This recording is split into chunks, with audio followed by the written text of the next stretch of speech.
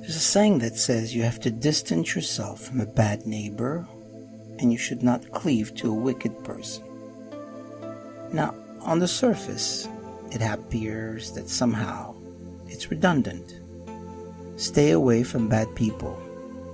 In truth, however, there's a much deeper lesson, and which is implicit in the words. In fact, a close examination of these words yields an altogether different sentiment. What is the difference between a bad neighbor and a wicked person?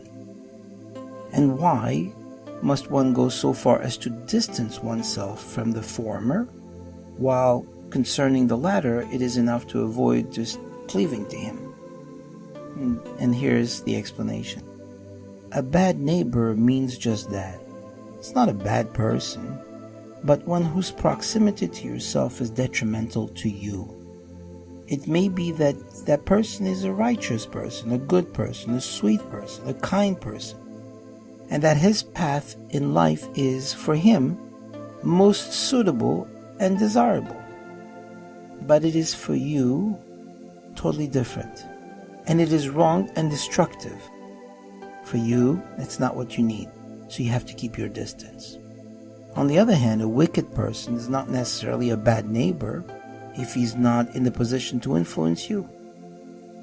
From him, you need not and must not distance yourself. Indeed, on the contrary, you have to befriend him. You have to draw close to him and help him improve himself, all the while taking care not to cleave to him and emulate his ways.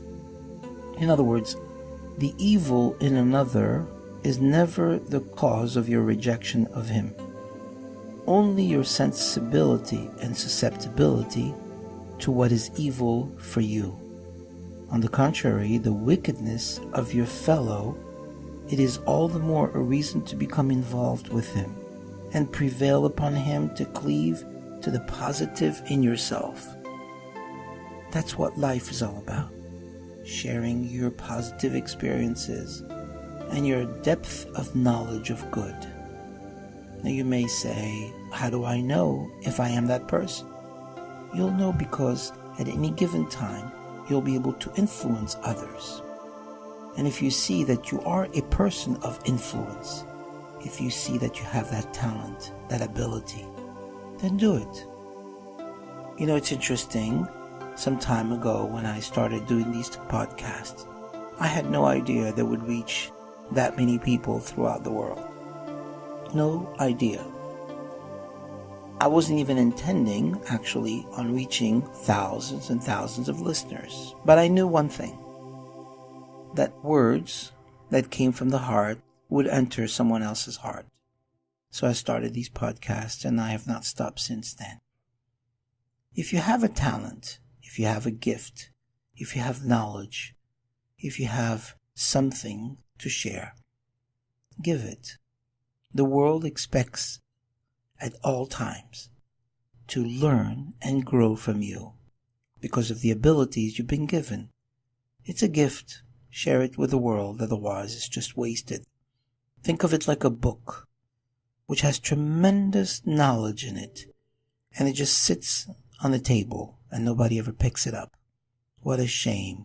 What a waste. But if that book could go from place to place and person to person and be read by so many others, wouldn't that book now be of great value to the whole world? So it is with your gifts, your knowledge, your understanding, and all the things you have. Use them in good health and share it with others. The world deserves it, and so do you. If you like what you've heard, please let us know by leaving a comment below. We would really appreciate if you would be kind enough to like, share, and even subscribe. Feel free to follow us on Facebook.